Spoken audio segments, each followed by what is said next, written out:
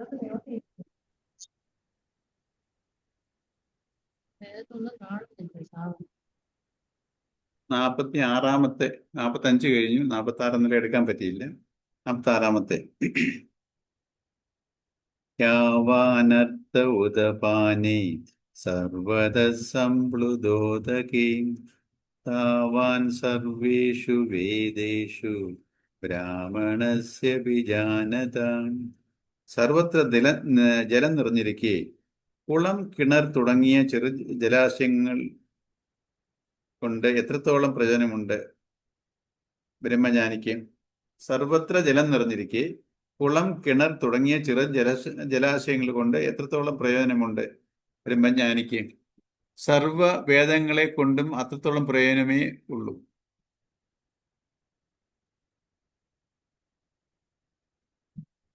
സന്ദർഭോചിതമായ ഒരു സുന്ദര ദൃഷ്ടാന്തമാണിത്. സാധാരണയായി കിണർ, കുളം തുടങ്ങിയ ജലാശയങ്ങളിൽ നിന്ന് നാം ആവശ്യത്തിന് വെള്ളം എടുക്കുന്നു. അതുപോലെ സാധകന്മാർ ജ്ഞാനത്തിന്റെ ഉറവിടമായ വേദങ്ങളെ ആശ്രയിച്ച് വേണ്ട അറിവ് സമ്പാദിക്കുന്നു. പ്രളയജലം വന്ന് സർവത്ര നിറഞ്ഞ് കിണർ, കുളം തുടങ്ങിയ ജലാശയങ്ങളെല്ലാം അതിനടിയിൽ പെട്ടുവന്നിരിക്കട്ടെ. അപ്പോൾ എങ്ങു നോക്കിയാലും വെള്ളമാണെന്നിരിക്കെ ആവശ്യത്തിന് വെള്ളമെടുക്കാൻ പഴയ ജലാശയങ്ങളെ സമീപിക്കേണ്ടതില്ല. അതുപോലെ ആത്മജ്ഞാനം നേടി പരിപൂർണത അനുഭവിക്കുന്ന ആപ്തകാമനായ മഹാത്മാവിനെ സംബന്ധിച്ചിടത്തോളം വേദങ്ങളെ ആശ്രയിക്കേണ്ട ആവശ്യമില്ല. ഇവിടെ വേദം എന്നതിന് വേദത്തിലെ കർമ്മകാണ്ഡം എന്നാണ് അർത്ഥം. കർമ്മകാണ്ഡം വാഗ്ദാനം ചെയ്യുന്ന ദിവ്യഭോഗങ്ങളെല്ലാം ഒന്നിച്ചു ചേർത്താലും ആത്മജ്ഞാനി അനുഭവിക്കുന്ന ബ്രഹ്മാനന്ദത്തിന് അടുത്തെങ്ങും എത്തില്ല. ഇത് വേദത്തിനെ ഉദ്ദേശിച്ച് പറഞ്ഞേക്കുന്ന ഒരു ഇതാണ്. വേദത്തിലെ കർമ്മകാണ്ഡം എന്ന് പറയുന്നത് നമ്മൾ ഈ വൈദിക പൂജാവിധികളും ചെയ്ത് അങ്ങനത്തിലുണ്ട് കാര്യസിദ്ധി പൂജകളൊക്കെ. പണ്ട് കാലത്ത് യാഗങ്ങളും യജ്ഞങ്ങളും ഒക്കെ ചെയ്തിരുന്നു. പുത്രകാമിഷ്ടി യാഗം, ഇങ്ങനെ ഓരോ യാഗങ്ങൾ, എന്തുവാ അശ്വമേധയാഗം, ഇങ്ങനെ പല യാഗങ്ങളും യജ്ഞങ്ങളും ഒക്കെ. ഇതിൻ്റെയൊക്കെ പുറയിൽ ഓരോ ലക്ഷ്യപ്രാപ്തിയുണ്ട്. ഇപ്പം നമ്മൾ ചെയ്യുന്ന കാര്യസാധ്യ പൂജ, നമ്മൾ ഓരോന്ന് ആഗ്രഹ നിവൃത്തിക്ക് വേണ്ടി നമ്മൾ ഓരോ വഴിപാടുകളും പൂജകളും ഒക്കെ ചെയ്യിപ്പിക്കുന്നുണ്ട്. ഈ കർമ്മകാണ്ഡത്തിൽ ഇങ്ങനെ ഒരു വൈദിക കർമ്മങ്ങളെ കുറിച്ച് പറയുന്നതിന് കാരണം ഈ സങ്കല്പങ്ങളിലൂടെ ഇത് സാധാരണ ലെവലിൽ നിൽക്കുന്ന ഒരു മനുഷ്യനെ ഈ വൈദിക കർമ്മങ്ങളിലൂടെ പൂജയുടെ ഈ ചിത്തശുദ്ധി വരുത്താൻ വേണ്ടിയുള്ളതാണ്. അതിനുവേണ്ടി ഉണ്ടാക്കിയ ഒരു ഇതാണ്, ഒരു കാര്യസിദ്ധി. അപ്പം ഞാൻ ആ കാര്യത്തിന് വേണ്ടി പ്രയത്നിക്കുമ്പോൾ അങ്ങനെ പ്രയത്നിച്ച് എൻ്റെ മനസ്സ് ഉയരും. അല്ലാതെ ആ കാര്യത്തിന് ഒരു കാര്യം സാധിക്കാൻ വേണ്ടി എന്നുള്ള രീതിയില്ല, ചിത്തശുദ്ധിക്ക് വേണ്ടിയാ ആ കർമ്മകാണ്ഡത്തിൽ വൈദിക കർമ്മങ്ങളെ പറഞ്ഞിരിക്കുന്നത്. പക്ഷെ അന്നത്തെ ആൾക്കാർ അതിനകത്ത് പറഞ്ഞിരിക്കുന്ന ആ വൈദിക കർമ്മങ്ങൾ മാർഗത്തെ ലക്ഷ്യമെന്ന് കരുതി സ്വർഗപ്രാപ്തിക്ക് വേണ്ടി അതിൽ കുടുങ്ങിപ്പോയി. പക്ഷെ ഇതിൽ കൂടെ കർമ്മകാണ്ഡത്തിൽ കൂടെ നെക്സ്റ്റ് പോകേണ്ടത് എങ്ങോട്ടാ? വേദാന്തം. വേദത്തിന്റെ അവസാനം പറഞ്ഞിട്ടുണ്ട് ഉപനിഷത്തുകൾ. അവിടാണ് ഈ ജീവാത്മ പരമാത്മ ഐക്യത്തെ, ആത്മസാക്ഷാത്കാരം. അതാണ് അൾട്ടിമേറ്റ്. ഈ വേദത്തിന്റെ മുഖ്യ ലക്ഷ്യം എന്താ? ആത്മസാക്ഷാത്കാരം നേടുക എന്നുള്ള. പക്ഷെ ഈ കർമ്മകാണ്ഡത്തിൽ പറഞ്ഞേക്കുന്ന ചിത്തശുദ്ധിക്ക് വേണ്ടി ചില കാര്യങ്ങളാണ്. പക്ഷേ അതിൽ കുടുങ്ങിപ്പോയി മനുഷ്യൻ. അതിനെക്കുറിച്ചാണ് പറയുന്നത്. അപ്പം ഈ ആത്മസാക്ഷാത്കാരം കിട്ടിയ ഒരു ജ്ഞാനിക്ക് കർമ്മകാണ്ഡം ഒരു കാര്യവുമല്ല. ആ വൈദിക വേദത്തിൽ കർമ്മകാണ്ഡത്തിന് ഇമ്പോർട്ടൻസ് ഉള്ളത് ആ സകാമികൾക്കാ, ആഗ്രഹ നിവൃത്തിയുള്ള. ഇതെല്ലാം കഴിഞ്ഞ് ഒരു ആത്മജ്ഞാനം കിട്ടിക്കഴിഞ്ഞാലോ ഈ കർമ്മകാണ്ഡം കൊണ്ട് വല്ല പ്രയോജനമുണ്ടോ? ചിത്തശുദ്ധിക്ക് വേണ്ടിയുള്ള ചില വിധികൾ അവിടെ പറഞ്ഞേക്കുന്നേ. ഈ ചിത്തശുദ്ധി എല്ലാം കഴിഞ്ഞും ഞാൻ പരമാത്മയിൽ സ്ഥിരപ്രതിഷ്ഠ നേടിയ ഒരു ജ്ഞാനിക്ക് അല്ലെങ്കിൽ യോഗിക്ക് ഈ വേദങ്ങളെ കൊണ്ട് എന്ത് പ്രയോജനം? അതിനൊരു എക്സാമ്പിൾ പറഞ്ഞിരിക്കുക. നമ്മൾ സാധാരണ ഈ കിണറിൽ നിന്നും കുളത്തിൽ നിന്നൊക്കെ വെള്ളം എടുക്കുന്നത്. നമ്മൾ വെള്ളം എടുത്ത് എന്ന് പറഞ്ഞ പോലെ ഈ അറിവിന് വേണ്ടിയാണ് ഈ കർമ്മകാണ്ഡം വിട്ടേക്കുന്നത്. ഞാൻ ഈ ചിത്തശുദ്ധി വരുത്താൻ വേണ്ടിയുള്ള സാധന കർമ്മങ്ങളും പൂജാവിധികളോ പറഞ്ഞേക്കുന്നത്. അപ്പം ഇതുപോലെ ഓരോ കിണറിൽ നിന്നും ഇതെല്ലാം ഒരു വെള്ളപ്പൊക്കം വന്ന് ഈ കിണറും കുളവും എല്ലാം അങ്ങ് മൂടിയെന്നിരിക്കട്ടെ, മൊത്തം ജലാശയമാ. പിന്നെ ആ കിണർ കൊണ്ടോ കുളം കൊണ്ടോ ആർക്കെങ്കിലും മൊത്തത്തിൽ വെള്ളമാണ്. പിന്നെ ഈ കിണറിനെ ആശ്രയിക്കേണ്ട കാര്യമുണ്ടോ? അല്ലെങ്കിൽ ഒരു കുളത്തിനെ ആശ്രയിക്കേണ്ട കാര്യമുണ്ടോ? അതുപോലാണ് ഒരു ആത്മജ്ഞാനിക്ക് ഈ കർമ്മകാണ്ഡം. അതിനെ പറഞ്ഞു. അപ്പം അന്നത്തെ ആ കാലഘട്ടത്തിൽ നേരത്തെ ഒരു ശ്ലോകത്തിൽ പറഞ്ഞല്ലോ, 42, 43, 44 ആ ശ്ലോകങ്ങളൊക്കെ അന്നത്തെ ഈ വൈദിക കർമ്മങ്ങളിൽ കുടുങ്ങിപ്പോയി അന്നത്തെ ജനത. എന്ന് പറഞ്ഞാൽ നമ്മുടെ ഇന്നത്തെ കാലത്തോ നമ്മൾ ഈ കാര്യസിദ്ധി പൂജകളിൽ നമ്മൾ ഓരോ ആഗ്രഹ സ്ഥാപനത്തിന് വേണ്ടി നമ്മൾ ഓരോ പൂജകളുടെ പുറകെ പോവുക. ഇതിനകത്ത് നമ്മൾ കുടുങ്ങിക്കിടക്കുക. ഇതൊക്കെ എന്തിനു വേണ്ടി ചെയ്യണം? ഇതൊക്കെ ഈ പൂജകളും കാര്യങ്ങളും ഒക്കെ നമ്മളെ തെറ്റായി ധരിച്ചിരിക്കുക. നമ്മുടെ ആഗ്രഹ നിവൃത്തിക്ക് വേണ്ടിയല്ലേ, എന്റെ ചിത്തശുദ്ധി ബാലൻസ്ഡ് മൈൻഡിന് വേണ്ടിയാ. ഇപ്പൊ നമ്മൾ പറയല്ലോ ഈ ശത്രുസംഹാര പൂജ, മൃത്യുഞ്ജയ പൂജ എന്നൊക്കെ പറയുന്നത് എന്തുവാ? ശത്രുസംഹാര പൂജ എന്ന് പറയുന്നത് നമ്മുടെ ശത്രുവിനെ നശിപ്പിക്കാനുള്ളൊരു പൂജയായിട്ട് നമ്മളെല്ലാം കരുതുന്നത്. നമ്മളിലുള്ള ശത്രുക്കളെ, നമ്മളിലുള്ള നെഗറ്റീവ് തോട്ട്സിനെ, നമ്മളിലുള്ള അധർമ്മ ചിന്തകളെ നശിപ്പിക്കാനാണ് ഇത്. അല്ല നമ്മൾ വിചാരിക്കുന്നത് ശത്രു സംഹാര പൂജ എൻ്റെ ശത്രുവിനെ നശിപ്പിക്കാൻ, അങ്ങനല്ല.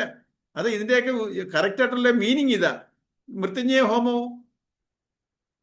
എനിക്ക് മരണത്തിൽ നിന്ന് രക്ഷപ്പെടാൻ, ഈ ശരീരത്തിനെ മരണത്തിൽ നിന്ന് രക്ഷിക്കാനാണോ? എനിക്ക് അമരത്വം, അതെന്നുവെച്ചാൽ ആത്മസാക്ഷാത്കാരം, ഞാൻ ഈ ഈശ്വരൻ ലയിക്കണം, മരണമില്ലാത്തവനായി തീർന്നു. എങ്ങനെ മരണമില്ല? ശരീരം ജനിക്കുന്നു മരിക്കുന്നു, ശരീരത്തിന്റെ മരണമില്ലായ്മ എല്ലാം മൃത്യുഞ്ജയ ഹോമം കൊണ്ട് നമ്മൾ വിചാരിക്കും. അപ്പൊ ഇതിനെല്ലാം തെറ്റായി ധരിച്ച് നമ്മൾ അതിനെത്തി കുടുങ്ങിക്കിടക്കുക. ആ ഒരു കൺസെപ്റ്റായി ഈ ശ്ലോകത്തിൽ പറയുന്ന കൃഷ്ണൻ. സകാമികളായ മനുഷ്യരുടെ ആഗ്രഹങ്ങൾ പൂർത്തീകരിക്കാനുള്ള കർമ്മങ്ങളാണ് കർമ്മകാണ്ഡം വിധിക്കുന്നത്. സകാമികള്, ആഗ്രഹമുള്ള മനുഷ്യരുടെ, സകാമികളായ ചില കാമത്തോട് കൂടിയവര് സകാമികളായ മനുഷ്യരുടെ ആഗ്രഹങ്ങൾ പൂർത്തീകരിക്കാനുള്ള കർമ്മങ്ങളാണ് കർമ്മകാണ്ഡം വിധിക്കുന്നത്. അങ്ങനെ ഇഹത്തിലോ പരത്തിലോ ചില സുഖങ്ങൾ അനുഭവിക്കാം. എന്നാൽ കർമ്മങ്ങളുടെ ഫലമായി ലഭിക്കുന്ന ആ സുഖങ്ങളൊക്കെയും നശ്വരങ്ങളും അപൂർണങ്ങളുമാണ്. ആത്മാനുഭൂതിയാവട്ടെ ശാശ്വതവും പൂർണവുമായ സുഖം സ്വായത്തമായി തീരുന്നു. എന്നതിനാൽ ഞാൻ ഈ വൈദിക കർമ്മങ്ങളെ ആശ്രയിക്കുകയില്ല. വ്യാസഭഗവാൻ കർമ്മകാണ്ഡത്തെ നിന്ദിക്കുകയാണെന്ന് ധരിച്ചു പോകരുത്. വൈദിക കർമ്മങ്ങൾ വാഗ്ദാനം ചെയ്യുന്ന പുണ്യലോക പ്രാപ്തിയാണ് ജീവിത ലക്ഷ്യം എന്ന് കരുതുന്ന മാർഗത്തെ ലക്ഷ്യമായി തെറ്റിദ്ധരിക്കുന്ന മൂഢരെ ഉദ്ബുദ്ധരാക്കുകയാണ് ഇതിന്റെ ഉദ്ദേശം. നമ്മൾ അതിനകത്ത് കുടുങ്ങിക്കിടക്കുന്നു. അവരെ അറിവിന്റെ തലത്തിലോട്ട് കൊണ്ടുവരാൻ വേണ്ടിയുള്ള ഒരു ഇതല്ല. നമ്മൾ ഇതിനെ നിന്ദിക്കുകയല്ല. കർമ്മകാണ്ഡത്തിൽ ഈ കർമ്മം എന്ന് വെച്ചാൽ ഈ വൈദിക കർമ്മങ്ങളിൽ ചിത്തശുദ്ധി വരുത്താനുള്ള മാർഗമില്ല. പക്ഷെ ഞാൻ അതിന്റെ ഇതിൽ കുടുങ്ങിപ്പോയി. ഫലാസക്തി കൂടാതെ കർമ്മം ചെയ്യുകയാണെങ്കിൽ സാധകന് ചിത്തശുദ്ധി കൈവരിക്കാം. വിവേക വിചാരം ചെയ്യാനുള്ള കഴിവ് അതുകൊണ്ടുണ്ടാകും. അപ്പോൾ സത്യം കാണാൻ കഴിയും. എങ്ങും നിറഞ്ഞ് എല്ലാമായി വിരാജിക്കുന്ന പരമ്പൊരുളിനെ സാക്ഷാത്കരിച്ച് പരിപൂർണത അനുഭവിക്കുന്ന ബ്രഹ്മജ്ഞാനിക്ക് വൈദിക കർമ്മങ്ങളുടെ ഫലമായി ലഭിക്കാവുന്ന നശ്വര സുഖാനുഭവങ്ങളിൽ താല്പര്യമുണ്ടാവുന്നത് എങ്ങനെ? അതാ നമ്മൾ ഈ പൂജാവിധി കുടുങ്ങാതെ നമ്മൾ ചിത്തശുദ്ധി വരുത്തി ഈ ബാലൻസ്ഡ് മൈൻഡ് ആവുന്ന ഒരു സ്റ്റേറ്റിൽ ആ മൈൻഡിനെ ധ്യാനത്തിൽ കൂടെ ഈ യൂണിവേഴ്സൽ കോൺഷ്യസ് ഞാനും ഒരു ബോധമാണ്, അതും ബോധമാണ്. നമ്മുടെ ലിമിറ്റഡ് ആയിട്ടുള്ള ബോധം, മറ്റേത് അൺലിമിറ്റഡ് ഇൻഫിനിറ്റ് ബോധം. എൻ്റെ ബോധത്തിനെ, എൻ്റെ ഈ വാസനകളെ നിർമ്മാണം ചെയ്യാൻ ഞാൻ മറ്റുമായിട്ട് അലൈൻ ആയിക്കോളും. ആ സ്റ്റേറ്റിലോട്ട് പോകാനുള്ള സാധനാ മാർഗങ്ങൾ അതിനകത്ത് പറയുന്നത്. പക്ഷെ നമ്മൾ അതിനകത്തെല്ലാം കുടുങ്ങിപ്പോയി. നമ്മൾ ഈ പൂജാവിധികളൊക്കെ നമ്മുടെ ആഗ്രഹ നിവൃത്തിക്ക് വേണ്ടി ഉപയോഗിക്കുകയാണ്. അതിനെ സമർപ്പണ ബുദ്ധിയിൽ നമുക്കൊരു പൂജ ചെയ്യുമ്പോൾ അറിയാമല്ലോ, നമ്മൾ ആ ഒരു പൂജയിൽ നിങ്ങൾ ശ്രദ്ധിച്ചറിയാം, പലതും സങ്കല്പിക്കുക, സമർപ്പണം ചെയ്യുക. ഒരു ഹോമം നടത്തുന്നോട്ട് നമ്മൾ അതിനകത്തിലൂടെ ഹോമിക്കുന്നുണ്ട് ഓരോ ദ്രവ്യങ്ങൾ. അതെന്താണ്? നമ്മുടെ തന്നെ ഉള്ളിലുള്ള വാസനകളെ ഹോമിക്കുകയാണ്. ഞാൻ എൻ്റെ വാസനകളെ ത്യജിക്കണം, ത്യാഗം ചെയ്യണം. പക്ഷെ നമ്മളെന്ത് വിചാരിക്കുന്നത്, എൻ്റെ ഒരു കാര്യം സാധിക്കാനുള്ള, എൻ്റെ ഒരു വീട് വെക്കണം, അല്ലെങ്കിൽ കല്യാണം നടക്കണം, അല്ലെങ്കിൽ വേറെ എന്തെങ്കിലും ആഗ്രഹമുണ്ട്, ഇത് നിവൃത്തിക്ക് വേണ്ടി നമ്മുടെ മനസ്സിരിക്കുന്ന ചിന്തകൾ ഇങ്ങനെ, അല്ലെങ്കിൽ ശത്രു സംഹാര പൂജ, എൻ്റെ ശത്രുവിനെ തീർക്കണം. നമ്മൾ ഇതിനെയൊക്കെ തെറ്റായി ധരിച്ചാണ് നമ്മൾ ഇതിൻ്റെയൊക്കെ കുടുങ്ങിപ്പോയി. ഇത് എൻ്റെ കാര്യസാധ്യത്തിന് വേണ്ടിയാണ് എൻ്റെ പൂജ. അങ്ങനെയാണെങ്കിൽ പൂജ നടത്തി എല്ലാം കാര്യങ്ങൾ സാധിച്ചാൽ പിന്നെ ഇവിടെ എന്തോ അങ്ങനെ സാധിക്കുന്നുണ്ടോ? അതും ഇല്ല. ചിലത് നടക്കും, ചിലത് നടക്കത്തില്ല. അപ്പൊ പൂജകൾ കൊണ്ടല്ല അത് നടക്കുന്നത്. അപ്പം എല്ലാവരുടെയും കർമ്മഫലമാണ് നടന്നുകൊണ്ടിരിക്കുന്നത്. അതിനെ സമർപ്പണ ബുദ്ധിയിൽ ചെയ്യുവാണെങ്കിൽ എനിക്ക് സമബുദ്ധി വരും, ബാലൻസ്ഡ് മൈൻഡ് എത്തും. ആ ബാലൻസ്ഡ് മൈൻഡിനെ എനിക്ക് ധ്യാനത്തിൽ കൂടെ ഈ പരമാത്മ ചൈതന്യത്തിൽ ലയിപ്പിക്കാൻ പറ്റും. ഞാൻ ഇരിക്കുന്ന ഒരു ബോധശക്തിയാണ്, എൻ്റെ ബോധചിന്തകളാണ്. ഈ ബോധചിന്തകളെ ഞാൻ സമർപ്പണം ചെയ്യണം. ബോധചിന്ത എന്ന് വെച്ചാൽ ജീവാത്മാവ്. ആ ബോധം ജീവാത്മാവിന്റെ അസറ്റ് എന്തുവാ? എന്റെ ചിന്തകളാ, ബോധമുള്ള ചിന്തകളാ. എന്നുവെച്ചാൽ ഈ ബോധമാണ് ശരിക്കും വാസനയിലല്ലാത്ത ബോധം, ശുദ്ധബോധം. അതാണ് പരമാത്മ ചൈതന്യം, അതാണ് യൂണിവേഴ്സൽ കോൺഷ്യസ് എനർജി, അതാണ് ഈശ്വരൻ. ഞാൻ ഈ വാസനയിലിരിക്കുന്നു, ആ ഈശ്വരൻ വാസനയിൽ പ്രതിഫലിച്ചതാണ് ഞാനെന്ന വ്യക്തി, ജീവാത്മാവ്. ഈ ജീവാത്മാവിൽ തന്നെ ഈ ജീവാത്മാവിനെ കുഴപ്പിക്കുന്നതാരാ? ഞാനെന്ന ഭാവം. ഈ ചിന്തകളിൽ തന്നെ ഒരു ഐറ്റമാണ് ഞാനെന്ന ഭാവം. ഈ ഈഗോ ആണ് നമ്മളെ വഴിതെറ്റിക്കുന്നത്. ഈ ജീവാത്മാവിനെ ലിമിറ്റഡ് ആക്കുന്ന ആരാ? ഈ ഈഗോയാണ്. നമ്മൾ ഇതിനെ തരണം ചെയ്യാനാണ് ഈ കർമ്മവിധികളെല്ലാം, ഈ സാധനാ മാർഗങ്ങൾ. അങ്ങനെയാ ഞാൻ ഈ സമചിത്തത വന്ന് ഞാൻ പരമാത്മ ചൈതന്യത്തിൽ സിങ്ക്രണൈസ്ഡ് ആയാൽ പിന്നെ എനിക്ക് ആത്മസാക്ഷാത്കാരം കിട്ടി. പിന്നെ എനിക്ക് ജന്മമില്ല. ഞാൻ ടോട്ടലി ഒരു പീസ്ഫുൾ സ്റ്റേറ്റിലോട്ട്, അതാ മോക്ഷാവസ്ഥ എന്ന് പറയുന്നത്. അവിടെ ശാന്തതയാ, സ്വസ്ഥതയാ, സ്റ്റിൽനെസ്സാ. ഇപ്പോഴും നമ്മുടെ മൈൻഡോ ടർബുലന്റാ. എന്തുവാ? ചഞ്ചലമാണ്. നമുക്കൊന്നിനും ഒരു സ്ഥിരതയില്ല. മറ്റേ സ്ഥിരമായ നമുക്കിപ്പോ കിട്ടുന്നത് ആഗ്രഹ സാഫല്യത്തിൽ കൂടെ കിട്ടുന്ന സുഖമോ നൈമിഷികമോ. അപ്പൊ മറ്റേതങ്ങനല്ല, മറ്റൊരു പെർമനന്റ് ആയിട്ടുള്ള ഒരു സ്റ്റേറ്റ് ഓഫ് ശാന്തിയാണ്. വേദങ്ങൾ ചൂണ്ടിക്കാട്ടുന്ന ലക്ഷ്യം ശുദ്ധജ്ഞാനമാണ്. അത് തന്നെ ആത്മസ്വരൂപം. പരിമിതനായ ജീവൻ ജ്ഞാനനിഷ്ഠയ്ക്കുള്ള യോഗ്യത നേടുന്നത് വരെ വേദത്തെ ആശ്രയിക്കുന്നു. അപരിമേയനായ പരമാത്മാവാണ് താനെന്ന സത്യം സാക്ഷാത്കരിക്കുന്നതോടെ അയാളുടെ പരിമിതികൾ നീങ്ങുന്നു. വേദത്തെ പോലും അനുഗ്രഹിക്കാൻ അയാൾ ശക്തനായിത്തീരുന്നു. താഴ്ന്ന ക്ലാസ്സുകളിൽ വിദ്യാർത്ഥികൾ ഗുണഘോഷം ഉരുവിട്ട് പഠിക്കാറുണ്ട്, അത്യാവശ്യവുമാണത്. എന്നാൽ ഉന്നത ഗണിതത്തിൽ ബിരുദമെടുത്തതിന് ശേഷവും ഗുണഘോഷം ഉരുവിടുന്നതോ? അതൊരു എക്സാമ്പിൾ പറയുക. നമ്മൾ ഈ കണക്ക് പഠിക്കുമ്പോൾ ചെറിയ ക്ലാസ്സുകളിലൊക്കെ നമ്മൾ ഗുണനപ്പട്ടിക, എഞ്ചുപടി എന്ന് പറയത്തില്ല, നമ്മൾ ആ ടേബിൾസ് ചൊല്ലും. ഓരോന്നും ഇങ്ങനെ കാണിച്ചു അതുമായിട്ട് അത് ചൊല്ലിയാണ് നമ്മുടെ ഓരോ മാത്സിന്റെ ഓരോ സ്റ്റെപ്പുകൾ ഓരോന്ന് കാൽക്കുലേഷൻ ചെയ്യുന്നത്. അതിങ്ങനെ പഠിച്ച് നമ്മൾ ഒരു മാത്സിൽ PG എടുത്തിരിക്കട്ടെ, പോസ്റ്റ് ഗ്രാജുവേഷൻ, അത് ചെയ്തുകൊണ്ടിരിക്കുമ്പോൾ ഞാൻ ആ ഗുണനപ്പട്ടിയെ ചൊല്ലിയാണോ ഞാനത് കിട്ടുന്നത്? പിന്നെ ആ ഗുണനപ്പട്ടി കൊണ്ട് എനിക്ക് വല്ല പ്രയോജനമുണ്ടോ? അത് എന്നിലങ്ങ് ആയിക്കഴിഞ്ഞു. ആ പ്രിൻസിപ്പിൾ എന്നിലങ്ങ് ഇതായിക്കഴിഞ്ഞു, ഞാനുമായിട്ട് അത് അലൈനായി കഴിഞ്ഞു എന്ന് പറയുന്ന പോലാണ് ഞാൻ ഈ പ്രാക്ടീസ് ചെയ്ത് എൻ്റെ മനസ്സും ആ പരമാത്മ എന്നിൽ ഡിസോൾവ് ആയി കഴിഞ്ഞാൽ, അലൈൻ ആയി കഴിഞ്ഞാൽ പിന്നെന്തുവാ? ഞാൻ ഇതെല്ലാം ചൊല്ലിക്കൊണ്ടിരിക്കണോ എന്ന് ഒരു എക്സാമ്പിൾ പറയുകയാണ്. അതാ നമ്മൾ ഈ പഠിക്കുന്നതുമല്ല. ഗീത, നമ്മൾ ഭഗവത്ഗീത എന്തിനു പഠിക്കുകയാണ്? ഈ ഗീതയിലെല്ലാ ശ്ലോകങ്ങളും കാണാൻ പഠിച്ച് എൻ്റെ അർത്ഥം പറയാനും, മൊത്തം ആദ്യം തൊട്ട് അവസാനം വരെയുള്ള ശ്ലോകത്തിനെല്ലാം കാണാതെ പറയാം, അതിൻ്റെ എല്ലാ അർത്ഥം പറയാം. അതുകൊണ്ട് എന്തോ നേട്ടം? നമ്മൾ അതിനെ ഉൾക്കൊണ്ട് നമ്മുടെ ജീവിതത്തിലോട്ട് ആയിക്കഴിഞ്ഞാൽ ഈ ബുക്കിന് ഒരു പ്രസക്തിയും ഇല്ല. ഇപ്പൊ നമ്മൾ ചെയ്തേക്കുന്ന എന്തുവാ? ഈ ഭഗവത്ഗീതയും ഭാഗവതവും ഒക്കെ നമ്മൾ ഭദ്രമായി കെട്ടിപ്പൊതിഞ്ഞ് നമ്മൾ പൂജാറുമുല്ലൊക്കെ വെച്ചേക്കുകയാണ്. ഇത് പരിപാവനത്വം കാണുവാണ്. എങ്ങനെ ഇത് ശ്രേഷ്ഠമായി ഇതിനെ നമ്മൾ ആവശ്യമില്ലാത്ത നമ്മൾ ഇതിനകത്തുള്ള ഗ്രഹിക്കുന്നുമില്ല. ഇതിനെ വളരെയായിട്ട് പൊതിഞ്ഞ് വളരെ ഒരു ആവശ്യമില്ലാത്ത ഒരു സ്റ്റേറ്റ് ഓഫ് ഇതിലോട്ട് കൊടുക്കുക. നമ്മൾ ഇതേതോ ദിവ്യമായിട്ടൊരു സാധനമാണ്. ഈ ബുക്ക് ദിവ്യമായ സാധനം അല്ല, ഇതിലെ ഐഡിയ ആണ്, ഇതിനകത്തിലെ കൺസെപ്റ്റ് ആണ് ഞാൻ ഉൾക്കൊള്ളേണ്ടത്. അല്ല ബുക്കിനെ ഞാൻ പൂജിച്ചുകൊണ്ടിരുന്നിട്ട് ഒരു കാര്യവും ഇല്ല. ഞാൻ ഗീത വായിച്ച് അർത്ഥം പറഞ്ഞുകൊണ്ടിരുന്നിട്ട് ഒരു കാര്യവും ഇല്ല. ആ ഗീത എന്നിൽ കൂടെ നടന്നില്ലെങ്കിൽ, എന്നുവെച്ചാൽ അത് പ്രകാരം ഞാൻ ജീവിച്ചില്ലെങ്കിൽ ഈ ഗീത കൊണ്ട് ഒരു പ്രയോജനവും ഇല്ല. അപ്പം ഇതാണ് നമ്മൾ അതിനെ ഉൾക്കൊണ്ട് കഴിഞ്ഞാൽ പിന്നെ ഞാൻ തിരിച്ചിരുന്ന് ഗീത പഠിച്ചുകൊണ്ടിരിക്കണോ? ഇതിനനുസരിച്ച് ഞാൻ ജീവിച്ച് എൻ്റെ കർമ്മങ്ങളെല്ലാം ഇതിനനുസരിച്ച് പ്യൂരിഫൈ, ഞാൻ അതുമായിട്ട് ആ ഈശ്വരനായിട്ട് താതാത്മ്യം ആത്മസാക്ഷാത്കാരം കിട്ടിക്കഴിഞ്ഞിരിക്കട്ടെ നമുക്ക്. പിന്നെ നമ്മൾ തിരിച്ചു എടുത്ത് ഗീത പഠിച്ചുകൊണ്ടിരിക്കുവോ? അതിന്റെ ഒരു എക്സാമ്പിളാണ് ഈ ശ്ലോകത്തിൽ പറഞ്ഞത്.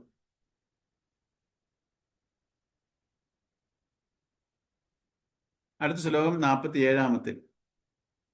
കർമ്മണ്യേവാധികാരസ്ഥേ മാ ഫലേഷു കദാചന മാ കർമ്മഫല ഹേതുർഭൂർ മാ തേ സംഗോസ്ത്വ കർമ്മണി.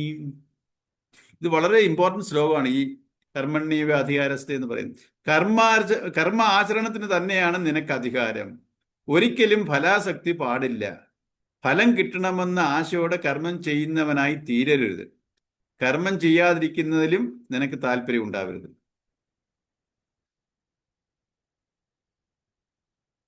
ഫലാസക്തി വെടിഞ്ഞ് അർപ്പണഭാവത്തോടെ കർമ്മം ചെയ്യുകയാണെങ്കിൽ ജ്ഞാനനിഷ്ഠയ്ക്ക് മുന്നോടിയായി വേണ്ട ചിത്തശുദ്ധി കൈവരിക്കാമെന്ന വസ്തുതയെ ഗീതാശാസ്ത്രം ഒട്ടും നിഷേധിക്കുന്നില്ല. എന്നാൽ ഗീതയിലെ വീക്ഷണം കുറെ കൂടെ വിശാലമാണ്. എന്തെന്നാൽ വൈദിക കർമ്മങ്ങളെ മാത്രമല്ല, എല്ലാ കർമ്മങ്ങളെയും അത് അംഗീകരിക്കുന്നുണ്ട്. വേദത്തിൽ കർമ്മം കൊണ്ട് ഉദ്ദേശിക്കുന്നത് യാഗാദി ക്രിയകളെയാണ്. ഗീതയിലാകട്ടെ ഓരോ വ്യക്തിയുടെയും ദൈനംദിന ജീവിതത്തിലെ സർവ പ്രവൃത്തികളെയും ഉൾപ്പെടുത്തിയിരിക്കുന്നു. നമ്മുടെ വേദങ്ങളിൽ കർമ്മകാണ്ഡം പറഞ്ഞിരിക്കുന്ന അനുപ്രദം യാഗവും യജ്ഞങ്ങളും ഒക്കെയാണ്, പൂജാതി കർമ്മങ്ങളാണ്. പക്ഷെ ഗീതയിൽ അങ്ങനെ അതാ ശ്രീകൃഷ്ണ ഭഗവാൻ അതിനെ ആ കാലത്തിനനുസരിച്ച് അതിനെ മോഡിഫൈ ചെയ്തു. കാരണം നമ്മളെല്ലാം ഈ പൂജകളിൽ കൂടെ, നമുക്ക് എല്ലാവർക്കും പൂജകളിൽ കൂടെ അല്ല ഉയരാൻ പറ്റുന്ന അത് തന്നെ യജ്ഞഭാവത്തിൽ, അതാ ഇനി വരും, കർമ്മയോഗത്തിൽ വരും യജ്ഞഭാവത്തിൽ. ഈ പൂജ എന്ന് പറഞ്ഞത് എന്തുവാ? യജ്ഞഭാവമാണ്. നമ്മൾ ഹോമിക്കുകയാണ്, യജ്ഞം ചെയ്യുക. ഈ ദ്രവ്യങ്ങളെയെല്ലാം ഹോമിക്കുകയാണ്, യജ്ഞം ചെയ്യുക. അതേ ഭാവമായിരിക്കണം എൻ്റെ ഓരോ കർമ്മത്തിലും. അപ്പം കർമ്മകാണ്ഡത്തില്, വേദത്തിലുള്ള കർമ്മത്തിൽ ഉദ്ദേശിക്കുന്നുകൊണ്ടിരിക്കുന്ന യജ്ഞവും യാഗം അങ്ങനെയുള്ള പൂജകളെയാണ്. ഗീതയിൽ എന്തോ പറയുന്നേ? ഓരോ വ്യക്തിയുടെയും ദൈനംദിന ജീവിതത്തിലെ സർവ പ്രവൃത്തികളെയും ഉൾപ്പെടുത്തിയിരിക്കുന്നു. ഇപ്പൊ ഞാൻ നേരത്തെ പറയുമായിരുന്നല്ലോ, നമ്മൾ രാവിലെ ഉണർന്നിട്ട് രാത്രിയിൽ ഉറങ്ങുന്നവരെ നമ്മൾ എന്തെല്ലാം പ്രവൃത്തികൾ ചെയ്യും? അതെല്ലാം യജ്ഞഭാവത്തിൽ, സമർപ്പണ ബുദ്ധിയിൽ, എന്നുവെച്ചാൽ വിവേകത്തിൽ, എന്നുവെച്ചാൽ ധർമ്മത്തിൽ, ഇതില് ചെയ്യണം. ഇതാണ് നമ്മുടെ കർമ്മം കൊണ്ട് ഉദ്ദേശിച്ചത്. നമ്മുടെ കർമ്മത്തിനെ അത് യജ്ഞമാക്കി മാറ്റണം. അതിനെയാണ് കർമ്മയോഗം. ചുമ്മാ ഞാൻ എൻ്റെ ആഗ്രഹ നിവൃത്തി എനിക്ക് എൻ്റെ ഇഷ്ടത്തിലും അനിഷ്ടത്തിലും ചെയ്യാം. എൻ്റെ ഇഷ്ടാനിഷ്ടങ്ങളിൽ എനിക്കിത് എൻ്റെ ആഗ്രഹ നിവൃത്തി കൊണ്ടുപോകാം. പക്ഷെ ഞാൻ എൻ്റെ ജന്മങ്ങളെ കൂട്ടിക്കൊണ്ടിരിക്കും. എനിക്ക് എൻ്റെ ജന്മത്തിന് ഉയർച്ച ഉണ്ടാവത്തില്ല. ഉയർച്ച വെച്ചാൽ എന്തുവാ? എൻ്റെ മനസ്സ് എവിടുന്ന് വന്നതാ? ഈ പരമാത്മ ചൈതന്യത്തിന്റെ അംശമാണ് ഞാൻ അതിൽ നിന്ന് അകന്നു പോയിക്കൊണ്ടിരിക്കും. ഞാൻ എൻ്റെ ഇഷ്ടാനിഷ്ടങ്ങളിൽ, എൻ്റെ വാസനയിൽ കർമ്മങ്ങൾ ചെയ്ത് കൂട്ടിക്കൊണ്ടിരുന്നാൽ ഞാൻ എൻ്റെ ജന്മങ്ങളെ കൂട്ടിക്കൊണ്ടിരിക്കാം. എൻ്റെ സോഴ്സ് എവിടാ? എൻ്റെ വീട് എവിടാ? ഈശ്വരിൽ നിന്ന് വന്ന വ്യക്തിയാണ് ഞാൻ. ശരീരം വന്നേക്കുന്നത് പഞ്ചഭൂതത്തിൽ നിന്നും, മനസ്സ് വന്നേക്കുന്നത് ഈ കോൺഷ്യസ് പവറിന്റെ അംശമാണ്, ഈ ബോധ ചൈതന്യത്തിന്റെ അംശമാണ് എന്നിൽ പ്രതിഫലിക്കുന്നത്. അതാണ് ഞാൻ. വാസന അഴുക്കൊണ്ട് ആയിപ്പോയി, അതിൻ്റെ ഒരു ഭ്രമം എനിക്കുണ്ടാവുന്നു. ഈ അഴുക്കിനെ മാറ്റിയാലോ, വാസനകളെ ഞാൻ നിർമ്മാർജ്ജനം ചെയ്താലോ, ഞാൻ ശുദ്ധബോധമായി ഞാൻ അതുകൊണ്ട് ലയിക്കും. അതുവരെ ഞാൻ ശരീരങ്ങൾ എടുത്തുവിട്ടേയിരിക്കും. അതിനുശേഷം പിന്നെ ഞാൻ ഈശ്വരനും ഒന്നായിത്തീരും. അപ്പം അതാണ് ഇത് ഉദ്ദേശിക്കുന്നത്. നമ്മൾ ഈ ഓരോ നമ്മുടെ ആ ഉയർച്ചയ്ക്ക് എങ്ങനെ വേണം? നമ്മുടെ ഇപ്പോഴത്തെ പറയുന്നത് വൈദിക കർമ്മം എന്ന് വെച്ചാൽ എന്താ? നമ്മൾ ഓരോ വ്യക്തിയുടെയും ദൈനംദിനം എന്നുവെച്ചാൽ ഡെയിലി ലൈഫിൽ നമ്മൾ ഓരോ ദിവസവും നമ്മൾ രാവിലെ ഉണർന്ന് രാത്രി ഉറങ്ങുന്ന വരെയുള്ള ചെയ്യുന്ന കർമ്മങ്ങളെല്ലാം നമ്മൾ കർമ്മയോഗത്തിൽ ചെയ്യണം, സമർപ്പണ ബുദ്ധിയിൽ ചെയ്യണം എന്ന് പറയുന്നു. അതുവഴിയേ നമുക്ക് മോക്ഷാവസ്ഥയിലോട്ട് പോകാൻ പറ്റത്തുള്ളൂ. അല്ലെങ്കിൽ അങ്ങനെ ചെയ്തില്ലെങ്കിൽ കുഴപ്പമില്ല, ഞാൻ ജന്മങ്ങളെ കൂട്ടി അടുത്തടുത്ത ജന്മങ്ങളിലോട്ട് പോയിക്കൊണ്ടിരിക്കും. ആ പുണ്യപാപ കർമ്മങ്ങളുടെ ഫലം അനുസരിച്ച് ഓരോരോ ജന്മങ്ങളിൽ ഞാൻ പോയിക്കൊണ്ടേയിരിക്കും. എനിക്കൊരു സ്വസ്ഥമായ ഒരു സ്റ്റേറ്റിലോട്ട്, ജീവാത്മാവിന് ഒരു പരമമായ ശാന്തി കിട്ടണമെന്നുണ്ടെങ്കിലോ ഞാൻ എൻ്റെ വാസനകളെ നിർമ്മാർജ്ജനം ചെയ്യണം. ഇതൊരു അഴുക്ക് മാലിന്യമാണ്. അപ്പം അതിന് ഞാൻ ഡെയിലി നമ്മൾ ചെയ്യുന്ന കർമ്മങ്ങളെ നമ്മൾ ആ രീതിയിൽ ചെയ്യണം. കർമ്മയോഗത്തിൽ സമർപ്പണം ബുദ്ധിയിൽ, ഞാനെന്ന ഭാവത്തിലല്ലാതെ ബന്ധപ്പെടാതെ മനസ്സിരുത്തി വായിച്ചാലേ ശാസ്ത്രാർത്ഥം ശരിയായി ഗ്രഹിക്കാനാവൂ. നമ്മൾ നേരത്തെ പറയുമല്ലോ, ചുമ്മാ ഓടിച്ച് വായിച്ചു പോയിക്കൊണ്ടിരുന്നാൽ നമുക്ക് ഗീത വായിച്ചു തീർക്കാം. പക്ഷെ അതിനെ ഗ്രഹിക്കണമെന്നുണ്ടെങ്കിലോ ഓരോന്നും നമ്മൾ വളരെ സാവകാശം ഇരുന്ന് അതിനെക്കുറിച്ച് ഓരോ സെന്റൻസ് വായിച്ച് നമ്മൾ സൂക്ഷ്മമായി അതിനെക്കുറിച്ച് മനനം ചെയ്യണം. ബന്ധപ്പെടാതെ മനസ്സിരുത്തി വായിച്ചാലേ ശാസ്ത്രാർത്ഥം ശരിയായി ഗ്രഹിക്കാനാവൂ. ഈ ശ്ലോകത്തിന്റെ പൊരുൾ വേണ്ട പോലെ മനസ്സിലാകാത്തവർക്ക് തോന്നും അസാധ്യമായ ഒരു കാര്യമാണ് ഇവിടെ പറയുന്നതെന്ന്. ദരിദ്രരെന്നും ദരിദ്രരായി തന്നെ ഇരുന്നു കൊള്ളട്ടെ, ധനികർ ദരിദ്രരെ ചൂഷണം ചെയ്തുകൊണ്ടും ഇരിക്കട്ടെ എന്ന് മതഗ്രന്ഥം തന്നെ അനുശാസിക്കുന്നതായിട്ട് വിചാരശൂന്യർക്ക് തോന്നാം. ഫലം ഉദ്ദേശിക്കാതെ കർമ്മം ചെയ്യാൻ സാധിക്കുമോ? ഇല്ലെന്ന് തന്നെയായിരിക്കും അവർക്ക് തോന്നുക. എന്നാൽ ഇതിലെ നിർദ്ദേശമനുസരിച്ച് പ്രവർത്തിക്കാനുള്ള സന്നദ്ധതയോടെ കർമ്മരംഗത്തിറങ്ങി അത് പ്രായോഗികമാക്കാൻ ശ്രമിക്കുന്നവർക്കറിയാം ജീവിതത്തിലെ ശരിയായ നേട്ടങ്ങളുടെ രഹസ്യം ഇതാണ്. അതാ നമ്മൾ ഇതിനെ ശരിക്കും ഉൾക്കൊള്ളുന്നില്ല. നമ്മളിപ്പോൾ എല്ലാവരും കർമ്മം ചെയ്യുക, എങ്ങനെയെങ്കിലും നേടണം, അത് കിട്ടണം, ഇത് കിട്ടണം, എനിക്ക് അങ്ങനെ ആകണം, ഇങ്ങനെ ആവണം. പക്ഷേ നമ്മൾ ചെന്ന് എത്തുന്നതോ നമ്മൾ ഒരു ഡയറക്ഷനോട്ട് നമ്മൾ ആലോചിച്ച് കൂട്ടും, സങ്കല്പിച്ച് കൂട്ടും. നടക്കുന്നതോ യാഥാർത്ഥ്യം എങ്ങനെയായിരിക്കും? റിയാലിറ്റി എങ്ങനെയാ? നമ്മുടെ ഇമാജിനേഷൻ പോലാണോ നമ്മുടെ ജീവിതം പൊയ്ക്കൊണ്ടിരിക്കുന്നത്? നമ്മൾ ഒരു രീതിയിൽ ഇമാജിൻ ചെയ്യുന്നു ജീവിതം ഇങ്ങനെയൊക്കെ ആയിത്തീരണമെന്ന്. പക്ഷേ ആയിത്തീരുന്നതോ നേരെ പൊതുവെയുള്ള കാര്യമാണ്. മെജോറിറ്റിയുടെ ലൈഫും ഇങ്ങനെയാ. നമ്മൾ ചിന്തിക്കുന്നതൊക്കെ ഇങ്ങനല്ല, വേറെ രീതിയിലായിരുന്നു നമ്മുടെ ജീവിതത്തെ കുറിച്ച് ചിന്തിക്കുന്നത്. പക്ഷെ വന്നു ചേരുന്നതെല്ലാം വേറെ ദിശയില്ല, വേറെ ഡയറക്ഷനില്ല. എല്ലാവരുടെയും അനുഭവം ഇതാ പൊതുവെയുള്ള. അപ്പം അത് എന്തുകൊണ്ടാ? അതാ ഞാൻ സങ്കല്പങ്ങളെ കൂട്ടുക. എൻ്റെ ആഗ്രഹങ്ങളുണ്ട്, ആഗ്രഹത്തിൽ നിന്ന് ഞാൻ സങ്കല്പങ്ങളിലോട്ട് പോകും. എനിക്കൊരു വീട് വെക്കണം എന്നൊരു എൻ്റെ ഒരു വാസനയാണ്. ഒരാൾക്കൊരു വീട് വെക്കണം എന്ന് പറയുമ്പോൾ എല്ലാവർക്കും ഉള്ളതാ. വീട് വെക്കണം ആഗ്രഹമാണ്. ആഗ്രഹ നിവൃത്തി നമുക്കൊരു വീട് വെക്കാം. പക്ഷേ വീട് വെക്കണം എന്നുള്ളത് വരുമ്പോഴോ ഞാൻ എത്ര വലിയ വീട് വെക്കണം, മറ്റവരെ കാട്ടി വലിയ വീട് വെക്കണം. അങ്ങനെ നമ്മൾ ഈ ആഗ്രഹത്തിനെ നമ്മൾ മൾട്ടിപ്ലൈ ചെയ്യുക. എങ്ങനെ? എൻ്റെ ഇമാജിനേഷൻ സങ്കല്പിച്ച് കൂട്ടുന്നു ഞാൻ. ഇപ്പൊ ഞാനെന്ന ഭാവത്തിൽ ആ ആഗ്രഹത്തിനെ സാധിക്കാൻ പോകുന്നു. ഞാനെന്ന ഭാവം എനിക്കൊരു വീട് കിട്ടണം എന്നുള്ളതല്ല, അത് മറ്റുള്ളവരെ കട്ടി വലിയ വീടായിരിക്കണം, വലിയ ഇപ്പം നമ്മൾ ആ ഒരു വീട് വേണം എന്നുള്ള ആഗ്രഹത്തിനെ ഞാൻ അതിനുശേഷം സങ്കല്പങ്ങളിലോട്ട് പോകുന്നു. അപ്പൊ ഈ സങ്കല്പങ്ങളിൽ കൂടെ പോകുന്ന കാമങ്ങളെ നമ്മൾ ത്യജിച്ചേ പറ്റൂ. നമുക്ക് ആഗ്രഹം നിവൃത്തി വരുത്താം, പക്ഷെ നമ്മൾ ആ സങ്കല്പങ്ങളിൽ കൂടെ പോകരുത്. അതാണ് നമുക്ക് ഇതിനകത്ത് പറഞ്ഞുകൊണ്ടിരുന്നത്.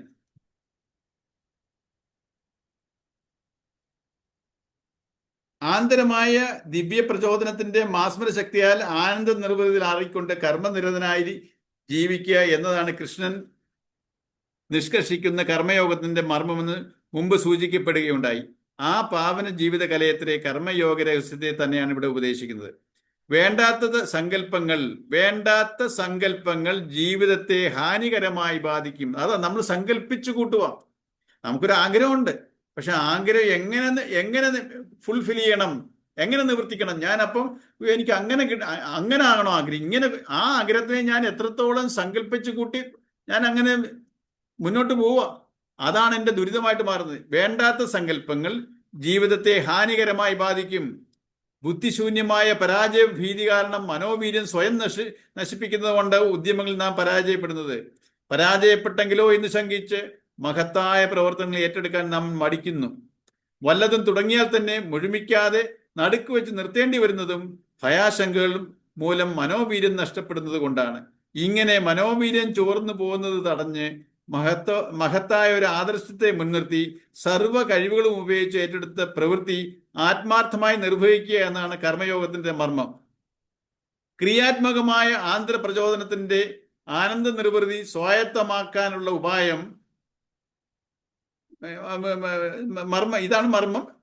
വെച്ചാൽ ക്രിയാത്മകമായ ആന്തരപ്രചോദനത്തിന്റെ ആനന്ദ നിർവൃതി സ്വായത്തമാക്കാനുള്ള ഉപായം. ഈ നിലയിൽ പ്രവർത്തിക്കുന്നവർക്ക് ജീവിത വിജയം തീർച്ചയാണ്. ഇതത്രേ കർമ്മത്തെ സംബന്ധിച്ച ശാശ്വത നിയമം. ഇതിനൊരു എക്സാമ്പിൾ പറയാം. അപ്പൊ നമ്മൾ ഈ മഹാത്മാഗാന്ധിയുടെ ജീവിതം കണ്ടില്ലയോ? ഈ മഹാത്മാഗാന്ധി ചെയ്ത കർമ്മങ്ങളെല്ലാം മഹാത്മാഗാന്ധി ഞാൻ മഹാത്മാവാണെന്ന് പറഞ്ഞ് ചെയ്തതാണോ? ഇപ്പൊ മഹാത്മാഗാന്ധി വെളിയിലൊക്കെ പോയി ഒരു ബാരിസ്റ്റർ ആയിരുന്നു. അപ്പം ആ കോട്ടൺ സൂട്ടും ഒക്കെ ഇട്ട് ജീവിതത്തിൽ ഒരു പരിവർത്തനത്തിന്റെ ഒരു സമയം വന്നപ്പോൾ എൻ്റർലി മാറുകയാണ്. പിന്നെ ആ ഡെഡിക്കേറ്റഡ് ലൈഫാണ്, പിന്നെ സമർപ്പണ ബുദ്ധിയിലാണ്. ഞാൻ എൻ്റെ ജീവിതം അങ്ങനെ നോക്കിയില്ല.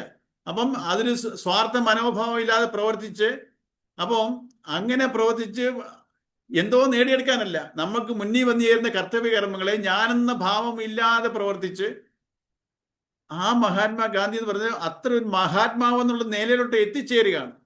അപ്പൊ എന്തെല്ലാം ആദർശങ്ങൾ. അപ്പൊ മഹാത്മാഗാന്ധിയുടെ പറഞ്ഞിട്ടുള്ളൂ, എന്റെ ജീവിതം തന്നെയാണ് എന്റെ സന്ദേശം. അപ്പം അത് സ്വാർത്ഥമായിട്ടിരുന്നാണോ? പല ആസ്പെക്റ്റുകളും ഉണ്ട്. പക്ഷെ പൊതുവെ നോക്കുമ്പോൾ ഈ സ്വാർത്ഥ ചിന്തത ഇല്ലാതെ അതുപോലെ കർമ്മങ്ങളെ അനുഷ്ഠിച്ചു. ഇന്നത്തെ പൊളിറ്റീഷ്യൻസോ എല്ലാവർക്കും സ്വാർത്ഥ താല്പര്യങ്ങളല്ലേ ഉള്ളൂ. അപ്പം എവിടെ നിസ്വാർത്ഥമായി ചെയ്യുന്നോ, അർപ്പണ ബുദ്ധി ഉണ്ടോ, അവിടെ പ്രോസ്പെരിറ്റി ഉണ്ടാവും, അവിടെ വിജയം തീർച്ചയാണ്. അപ്പൊ ആ ഒരു കൺസെപ്റ്റിലോട്ട് വരികയാണിത്. നമ്മൾ ഫലാസക്തിയിൽ എനിക്ക് ഇങ്ങനെ ആയിത്തീരണം എന്ന് പറഞ്ഞിട്ട് അത് ഞാനെന്ന ഭാവമാണിത്. നമ്മൾ കർമ്മം ചെയ്തേ പറ്റും. നമുക്ക് ഓരോരുത്തർക്കും കർത്തവ്യവിവരങ്ങളും വന്ന് ചേരുന്നുണ്ട്. നമ്മൾ തേടിപ്പോകേണ്ട കാര്യമില്ല, ഓരോരുത്തർക്കും വന്ന് ചേരുന്നുണ്ട്. പക്ഷെ നമ്മൾ ചിലതിനെ തള്ളി മാറ്റും. ഇതെനിക്ക് ഇഷ്ടമല്ല, എനിക്ക് അങ്ങനെ ആകണം. നമ്മൾ ഇതിനെ സെലക്റ്റീവ് ആകുകയാണ്. നമുക്ക് വന്നു ചേരുന്ന സാഹചര്യങ്ങളെ നമ്മൾ പ്രസാദ ബുദ്ധിയിൽ അംഗീകരിച്ച് ടോട്ടൽ സറണ്ടർ, നമ്മുടെ 100% എഫർട്ട് ഇടാൻ പറയുക. പക്ഷേ എഫർട്ട് ഇടാൻ നമ്മൾ കോംപ്രമൈസ് ചെയ്യുന്നു. എനിക്ക് ഈ ഫലത്തിനെ കുറിച്ച് ചിന്തിക്കുക. എനിക്ക് ഇങ്ങനെ ആവണോ, ആയില്ലെങ്കിലോ എനിക്ക് ഞാൻ ഈ പരീക്ഷ എഴുതുന്നു, എനിക്ക് കിട്ടിയില്ലെങ്കിലോ, അങ്ങനെ നമ്മൾ ആ പ്രസന്റിൽ നമ്മുടെ എഫർട്ട് ഇടാൻ നമ്മൾ കോംപ്രമൈസ് ചെയ്യുന്നു. അതിന് പകരം നമ്മൾ ആങ്സൈറ്റിയിൽ നമുക്ക് ആ ഫുള്ളി എഫർട്ട് ഇടാൻ പറ്റുന്നില്ല. ഇതാണ് നമ്മൾ കർമ്മത്തിനെ കുറിച്ച് ആലോചിച്ചിരുന്ന് വിഷമിക്കുക. കിട്ടിയില്ലെങ്കിൽ എന്തോ ചെയ്യും? കിട്ടണം. നമ്മൾ ഈ ഒരു ഫലത്തിൽ അത് അടുത്ത് പറയാൻ പറഞ്ഞ ഇത് തന്നെ. ഭാവിയെ രൂപപ്പെടുത്തുന്നത് വർത്തമാനത്തിലാണ്. ഇന്നത്തെ കൃഷിയെ ആശ്രയിച്ചിരിക്കും നാളത്തെ വിള. ഒരു പക്ഷേ വിള നശിച്ചെങ്കിലോ എന്ന് ഭയന്ന് ഒരു മൂഢകർഷകൻ വേണ്ട പോലെ നില ഒഴുകുകയോ വിത്ത് വിതയ്ക്കുകയോ ചെയ്യാതിരുന്നാൽ അയാൾക്ക് വിള കൊയ്യാനാവില്ലെന്ന് തീർച്ച. വർത്തമാനകാലത്തെ വേണ്ട പോലെ വിനിയോഗിച്ചാൽ നല്ലൊരു ഭാവി പ്രതീക്ഷിക്കാം.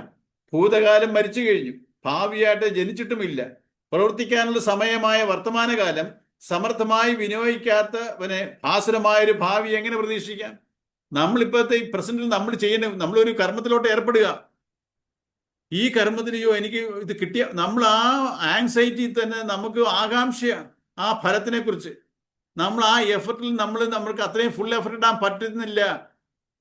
ഇതാണ് നമ്മുടെ കുഴപ്പം. നമ്മൾ ഈ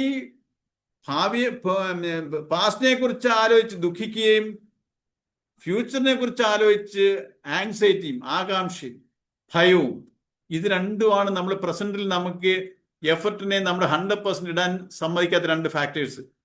പാസ്റ്റിനെ കുറിച്ചുള്ള ദുഃഖം, ഫ്യൂച്ചറിൽ ഇങ്ങനെ ആയില്ലെങ്കിലോ എന്നുള്ള ഭയം, ഇത് രണ്ടും നമ്മുടെ കർമ്മങ്ങളെ ബാധിക്കുന്നുണ്ട്. നമുക്ക് ശരിയായിട്ട് കർമ്മം ചെയ്യാൻ പറ്റുന്നില്ല, ഈ രണ്ട് ഫാക്ടേഴ്സ്. അതുകൊണ്ടാണ് കർമ്മഫലത്തിൽ നീ മനസ്സിനെ ഫിക്സ് ചെയ്യരുത്. നിനക്ക് കർമ്മം ചെയ്യാനേ ഉള്ളൂ, നിനക്ക് അധികാരം. ഫലത്തിന് പല ഫാക്ടേഴ്സ് ഉണ്ട്. പക്ഷെ എനിക്ക് കർമ്മം ചെയ്യാനുള്ള ഫുൾ ഫ്രീഡം ഉണ്ട്. ഫലം ഇങ്ങനെ ആയി തീരണമെന്ന് എനിക്ക് ഫിക്സ് ചെയ്യാൻ പറ്റത്തില്ല.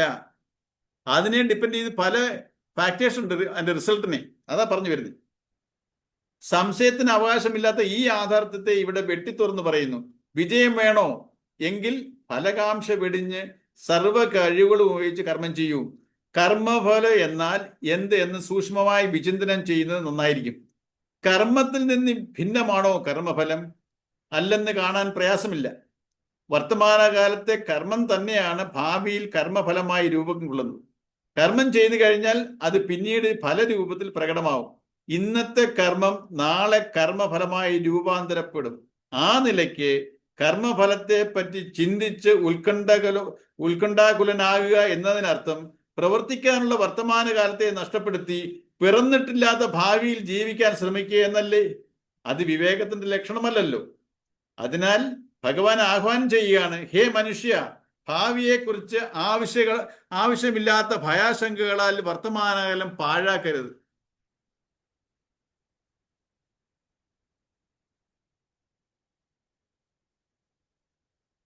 പക്ഷെ ഭാവിയെക്കുറിച്ച് ആവശ്യമില്ലാത്ത ഭയാശങ്കകളാൽ വർത്തമാനകാലം പാഴാക്കരുത്.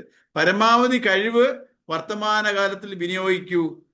ഇങ്ങനെ വർത്തമാനകാലത്തെ ഓരോ നിമിഷവും ഊർജ്ജസ്വലനും കർമ്മനിരതനുമായി ജീവിച്ചാൽ ഭാവി ഭാസുരമാവാതെ വയ്യ. ഉത്കൃഷ്ട നേട്ടങ്ങളും പ്രശസ്ത വിജയങ്ങളും കർമ്മയോഗിയെ ഇങ്ങോട്ട് വന്ന് ആശ്രയിച്ചുകൊള്ളും.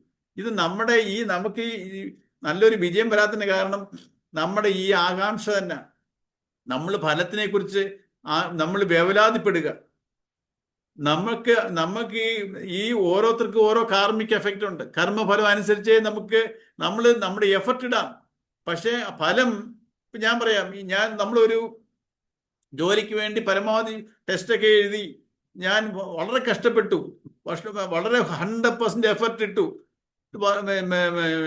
ജോലിക്ക് വേണ്ടി അതിന് ടെസ്റ്റ് എഴുതി ഫസ്റ്റ് റാങ്ക് വന്നു, എനിക്ക് ജോലി കിട്ടും. ആ ഒരു സമയത്ത് കാരണം നമ്മുടെ 100% എഫർട്ട് ഇട്ടു, അതിന് റിസൾട്ടും വരാൻ പോകുന്നു. പക്ഷെ ആ റിസൾട്ടിന് എനിക്ക് ഫ്രീഡം ഇല്ല. എങ്ങനെ ഫ്രീഡം ഇല്ല? എനിക്ക് ആ ജോലി കിട്ടേണ്ടതാണ്. ആ സമയത്താണ് ആരോ വന്ന് വേറെ പൈസ കൊടുത്ത് ആ ജോലി എനിക്ക് കിട്ടാതെ വേറെ കൊടുത്തുന്നിരിക്കട്ടെ, നമ്മൾ ടോട്ടലി എലിജിബിൾ ആയിരുന്നു. എന്തുകൊണ്ട് എനിക്ക് ആ ജോലി കിട്ടിയില്ല? കഴിഞ്ഞ ജന്മത്തിൽ ഞാൻ ആരുടെയോ ജോലി ഇതുപോലെ തട്ടിയെടുത്തിട്ടുണ്ട്. എനിക്ക് ആ കർമ്മഫലം ഇവിടെ വന്നേ പറ്റൂ.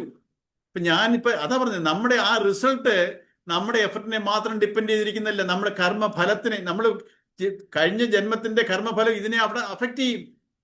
അതുകൊണ്ട് വരുന്നതിനെ പ്രസാദ ബുദ്ധിയിൽ അക്സെപ്റ്റ് ചെയ്യാൻ നമ്മൾ തയ്യാറാവണം. നമ്മൾ ഉടനെ അങ്ങനെ ഇതാകുമ്പോഴോ നമ്മൾ ഡിജക്ഷൻ ആവും, നമ്മൾ ടോട്ടലി ഡൗൺ ആവും, നമ്മൾ എമോഷണൽ ആവും. നമ്മൾ വിവേകത്തിൽ നമുക്ക് വികാരത്തള്ളിച്ചതിൽ ഈ വിവേകം വരുത്തില്ല. അപ്പൊ നമ്മൾ ഓരോ വേണ്ടാത്തത് ചെയ്തു കൂട്ടും. അങ്ങനെയാണ് സൂയിസൈഡും ഒക്കെ ഉണ്ടാകുന്നത്. നമുക്ക് കർമ്മം ചെയ്യാൻ 100% നമുക്ക് ഇതുണ്ട്, പക്ഷെ ആ റിസൾട്ട് നമുക്ക് 100% വെക്കാൻ പറ്റത്തില്ല. പക്ഷെ നമ്മുടെ ഡ്യൂട്ടി എന്താ? നമ്മൾ 100% നമ്മുടെ വർക്കിൽ ഡെഡിക്കേറ്റ് ചെയ്യുക എന്നുള്ളതാണ്. റിസൾട്ട് എങ്ങനെ വന്നാലും പ്രസാദ ബുദ്ധി, അവിടാണ് പ്രസാദ ബുദ്ധി. നമ്മളിൽ നിന്ന് പോയതാണത്, അത് തിരിച്ചു വരും. അങ്ങനെ അനുകൂല പ്രതികൂല അനുഭവങ്ങൾ, നമ്മൾ ഒന്നും ചെയ്യാതെ തന്നെ നമുക്ക് ചില അനുഭവങ്ങൾ വരുന്നു, നമ്മുടെ കർമ്മഫലമാണ്. അപ്പം അതെ, ഇന്നലെ ചെയ്ത കർമ്മത്തിന്റെ ഫലം ഞാൻ ഇന്ന് അനുഭവിക്കുന്നെങ്കിൽ ഇന്ന് ഞാൻ എങ്ങനെ കർമ്മം ചെയ്യണം എന്നുള്ളതാണ് ഇമ്പോർട്ടന്റ്. ഫലത്തിനെ കുറിച്ചല്ല നമ്മൾ വേവലാതിപ്പെടേണ്ടത്. ഇന്ന് എന്റെ കർമ്മം എങ്ങനെ ആയിരിക്കണം എന്നുള്ളത് അവിടെ ആയിരിക്കണം എൻ്റെ 100% ഡെഡിക്കേഷൻ. അവിടാണ് ധർമ്മത്തിലായി ചെയ്തുകൊണ്ടിരുന്നാൽ നാളെ എനിക്ക് ഒരു വിജയം സുനിശ്ചിതം, അവിടെ പരാജയം ഉണ്ടാവത്തില്ല. പരാജയവും വിജയം എന്ന് പറഞ്ഞാൽ പണം വരുന്നതിനെ കുറിച്ചല്ല, എൻ്റെ സ്വസ്ഥമായ ഒരു മൈൻഡിന്റെ സ്റ്റേറ്റ്, അതാണ് എൻ്റെ വിജയം. ദുരിതാവസ്ഥയാണെങ്കിലും അത് പണം ഉണ്ടെങ്കിലും ദുരിതമാണെങ്കിലും എന്തോ പ്രയോജനം? നമ്മൾ ഈ വിജയത്തിനെ ഒരു പണത്തിന്റെ ഇതുമായിട്ട് ഇക്വേറ്റ് ചെയ്യരുത്. അപ്പം എൻ്റെ എഫർട്ട് ഇന്നലത്തെ അധർമ്മ പ്രവൃത്തിയുടെ ഫലം എനിക്ക് ഇന്ന് വരും. ഞാൻ എത്ര 100% ഇട്ടാലും കൂടി, പക്ഷെ ഇന്ന് ഞാൻ 100% ഇട്ടാൽ, ഞാൻ ധർമ്മത്തിലാണെങ്കിൽ എനിക്ക് നാളെ അതിന്റെ വിജയം സുനിശ്ചിതമാണ്. നമ്മൾ വിഷമിക്കേണ്ട കാര്യമില്ല, ആങ്സൈറ്റി ഉണ്ടാവേണ്ട കാര്യമില്ല.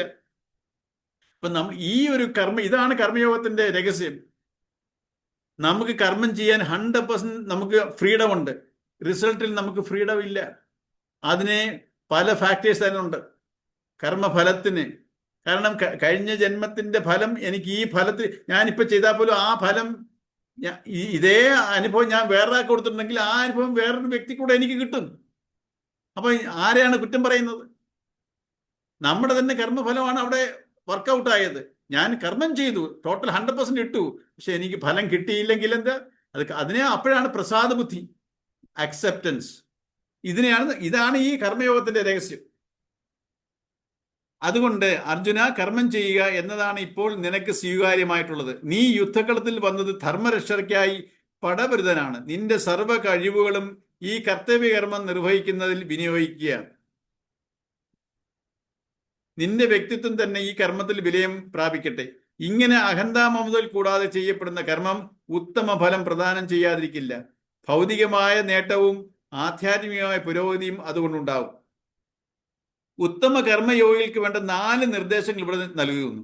1, കർമ്മയോഗിയുടെ ശ്രദ്ധ മുഴുവനും ചെയ്യുന്ന കർമ്മത്തിലായിരിക്കണം. ഫലത്തെക്കുറിച്ച് ഉത്കണ്ഠപ്പെടരുത്. പക്ഷെ നമ്മളിപ്പോൾ ചെയ്തുകൊണ്ടിരിക്കുന്നത് എന്തുവാ? നമ്മൾ ഏത് കർമ്മം ചെയ്യുമ്പോൾ ഇത് ശരിയാവോ ഇങ്ങനെയുള്ളൊരു ഉത്കണ്ഠയാണ് നമുക്ക്. ശരിയായില്ലെങ്കിൽ എനിക്ക് അത് കിട്ടത്തില്ല. ഇത് നമുക്ക് എപ്പോഴും ഭയാശങ്കകളാണ്. ഫലത്തെക്കുറിച്ച് ഉത്കണ്ഠപ്പെടരുത്. 3, ഒരു നിശ്ചിത ഫലം ഉദ്ദേശിച്ചാവരുത് കർമ്മം ചെയ്യുന്നത്. ഒരു നമ്മളൊരു ജോലിക്ക് വേണ്ടി അല്ലെങ്കിൽ ഒരു അഡ്മിഷൻ ഞാൻ എഫർട്ട് ഇടുക, ഞാൻ വിചാരിച്ചത് കിട്ടിയില്ല, നമ്മളവിടെ തളർന്നു പോകും. അപ്പൊ അതിനൊരു റിസൾട്ട് ഉണ്ടാവും തീർച്ചയായും. ഒരു നിശ്ചിത ഫലം ഉദ്ദേശിച്ച് അവർ കർമ്മം ചെയ്യുന്നത്. നമ്മളൊരു എൻട്രൻസ് ടെസ്റ്റ് എഴുതുന്നു, അപ്പം ഇതിന് കിട്ടിയില്ല, നമ്മൾ ഡൗൺ ആവും, നമ്മൾ നിരാശമാവും. പക്ഷെ ഈ എഫർട്ട് എൻ്റെ ഒരു കർമ്മഫലം അനുസരിച്ച് കിട്ടേണ്ട ജോലിക്ക് അതിന് യൂസ്ഫുൾ ആയിരിക്കും. ഇത് ഞാൻ നമുക്ക് എപ്പോഴും പ്രതീക്ഷിക്കാൻ നമുക്ക് ഫ്രീഡം ഉണ്ട്. പക്ഷേ വരുന്നതിനെ ആക്സെപ്റ്റ് ചെയ്യാനും അതേ ഫ്രീഡം എക്സസൈസ് ചെയ്യണം. എനിക്ക് ഈ ജോലി വേണം, അങ്ങനെ വേണം എന്ന് എനിക്ക് ആഗ്രഹിക്കാം, ഫുൾ എഫർട്ട് ഇടാം. കിട്ടിയില്ലെങ്കിലോ അതേ ഇത് തന്നെ വേണം ആക്സെപ്റ്റൻസിനും. ഞാൻ പ്രതീക്ഷിക്കുന്നത് അതേ എഫർട്ടിൽ തന്നെ ഞാൻ അക്സെപ്റ്റ് ചെയ്യാനും പഠിക്കണം. എനിക്ക് ഇന്നത് കിട്ടണമെന്ന് എനിക്ക് ആഗ്രഹിക്കാം, കിട്ടിയില്ലെങ്കിലോ കുഴപ്പമില്ല, അടുത്ത് കിട്ടുന്നതിനെ ഞാൻ സാറ്റിസ്ഫൈ ചെയ്യും. ആ അക്സെപ്റ്റൻസ് ഉണ്ടാവണം. അതാണ് ഒരു നിശ്ചിത ഫലം ഉദ്ദേശിച്ച് അവരെ കർമ്മം ചെയ്യുന്നത്. കർമ്മ വിമുഖനാവാനും പാടില്ല. നമ്മൾ കുറേയൊക്കെ ചെയ്തു, ഇനി നമ്മൾ കർമ്മത്തിൽ നിന്ന് വിഡ്രോ ചെയ്യും. ഒന്നും വിചാരിച്ചാൽ ഒന്നും നടക്കുന്നില്ല, ഇനി എന്തോ ചെയ്തിട്ട് ദൈവം ഒന്നുമില്ല, എല്ലാവർക്കും ഇന്ന് അധർമ്മികൾക്കെല്ലാം ദൈവം കൂട്ടും. നമ്മൾ റിട്ടാർഡേഷൻ വരും, നമുക്ക് കർമ്മം ചെയ്യാൻ തോന്നത്തില്ല. ഒരിക്കലും അത് ഉണ്ടാവരുത്. കർമ്മം ചെയ്തുകൊണ്ടേയിരിക്കുക. നമുക്ക് അതിന് മാത്രമേ ഉള്ളൂ ഫ്രീഡം. ഇന്ന് നമ്മൾ ധർമ്മത്തിൽ കർമ്മം ചെയ്തുകൊണ്ടിരുന്നാൽ നാളെ നിശ്ചയം അത് ഇതായിരിക്കും, വിജയമായിരിക്കും. ഇന്നലെ ചെയ്ത കർമ്മഫലത്തിന്റെ ഇന്ന് ഞാൻ അനുഭവിക്കണം, അതിനെ പ്രസാദ ബുദ്ധിയിൽ അനുഭവിക്കണം. 4, കർമ്മ വിമുഖനം പാടില്ല. എനിക്കെന്നുമുള്ള സ്വാർത്ഥ ചിന്തകളുടെ ഭാരത്തിൽ നിന്ന് മുക്തനായി ആത്മവിസ്മൃതിയുടെ ആനന്ദ നിർവൃതിയിൽ ആറാടി മഹത് കർമ്മങ്ങൾ ചെയ്തുകൊണ്ട് ജീവിതം ധന്യമാക്കാൻ കർമ്മയോഗിയെ സഹായിക്കുന്നവയാണ് ഈ നിർദ്ദേശങ്ങൾ. ഈ നിലയിൽ പ്രവർത്തിക്കുന്ന കർമ്മയോഗി തന്റെ കർമ്മത്തിന് മറ്റൊരു പ്രതിഫലവും ആഗ്രഹിക്കുന്നില്ല. മഹത് കർമ്മങ്ങൾ ചെയ്യാൻ സാധിക്കുന്നു എന്ന് തന്നെ അയാൾക്ക് വേണ്ട ആനന്ദവും സംതൃപ്തിയും നൽകുന്നു. കർമ്മം ലക്ഷ്യമല്ലെന്നും മാർഗം മാത്രമാണെന്നും ആത്മസാക്ഷാത്കാരമാണ് ലക്ഷ്യമെന്നും ഓർക്കണം. പരമ്പൊരുളിൽ മനസ്സുറപ്പിച്ച് കർത്തവ്യങ്ങളായി വന്നുചേരുന്ന കർമ്മങ്ങളൊക്കെ മേൽപ്പറഞ്ഞകാരം അർപ്പണഭാവത്തോടെ അനുഷ്ഠിക്കുന്ന സാധകന് അന്ധകരണ ശുദ്ധി എളുപ്പത്തിൽ കൈവരുന്നു. വാസനാമാലിന്യങ്ങൾ അകന്ന് ഉള്ളം തെളിയുമ്പോൾ ആത്മവിചാരത്തിനും ധ്യാനാഭ്യാസത്തിനും അയാൾ അർഹനായിത്തീരുകയും തദ്വാര ആത്മസാക്ഷാത്കാരം നേടുകയും ചെയ്യും. ഈ ശ്ലോകം വ്യാഖ്യാനം ശരിക്കും വായിക്കുക, ഉൾക്കൊള്ളുക. നമുക്ക് വേണമെങ്കിൽ നാളെ ഇത് ഡിസ്കസ് ചെയ്യാം. പക്ഷെ എല്ലാവരും ശരിക്കും വായിച്ചിട്ട് നിങ്ങൾ ഓരോരുത്തരും ഇതിന്റെ ഒരു ബ്രീഫ് പറഞ്ഞാൽ നല്ലതായിരിക്കും. വളരെ ഇമ്പോർട്ടൻറ്റ് ശ്ലോകമാണിത്. ഇത് ശരിക്കും ഉൾക്കൊണ്ട് നാളെ നമുക്കൊന്ന് ഡിസ്കസ് ചെയ്യാം. ഇത് വളരെ ഇമ്പോർട്ടൻ്റോ. ഇപ്പൊ സമയം കഴിഞ്ഞു, ഇനി കുറെ സെക്കൻഡ്സേ ഉള്ളൂ. നമുക്ക് നാളെ മീറ്റ് ചെയ്യാം. എല്ലാവരും ഇതിന് ശരിക്കും ഇതിനെ ഉൾക്കൊണ്ടിട്ട് നാളെ നമുക്ക് ഡിസ്കസ് ചെയ്യാം.